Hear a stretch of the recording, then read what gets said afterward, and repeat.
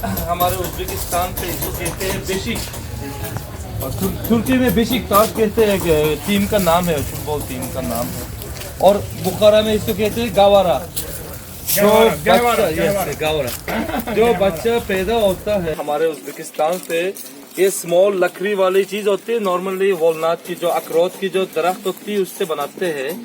बच्चे को इसमें ऐसे बंद करते हैं, 3 दिन से शुरू होते हैं। जब वो अजान सुनाते हैं बच्चे को, तो इसी तरह सीधा करके उसको बंद करते हैं। बेचारे बच्चे 24 घंटे अगर हो गए तो एक दिन में कम से कम 18 घंटे 20 घंटे इसी में रहता है। तो जब वो मतलब रोएगा, दूसरे करते हैं, ऐसे करने से बच्चा सो जाता है। अब सोच रहे होंगे तो इतने घंटे बच्चे अगर इसमें रहेगा तो वो वॉशरूम जाना, सुसु करना, वो कैसा होता है? ये देखिए उन्होंने कैसा सिस्टम बना के रखा है।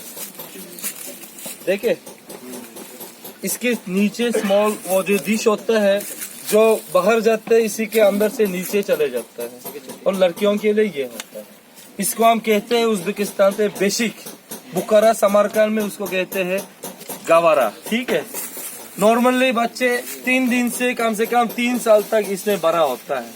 इसीलिए उज्बेक लोगों का जो मतलब वो जो बदन है, वो शरीर है, तो मतलब सीधा होता है ज्यादा, वो मतलब उज्बेक लोग जो है मजबूत होते हैं। मजबूत होने की वजह इनकी उम्र भी बहुत बड़ी होती है।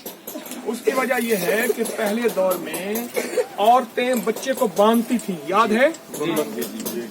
वो ऐसे करके बच्चा बंधा हुआ होता था। ये वो दिखाना चाह रहा था। जी सही है, अब ये बहुत याद है ना? उसे बंधना कहते थे। एक बंधा हुआ होता था, बच्चे को यूं बांधते थे, बच्चा यूं बंधा हुआ पड़ा होता था। अब भी देहातों में, सिंध के देहातों में ये चीज मौजूद है। सर भी बांधते हैं। ये वो दिखाना चाह रहे हैं। चलें जी। चलो।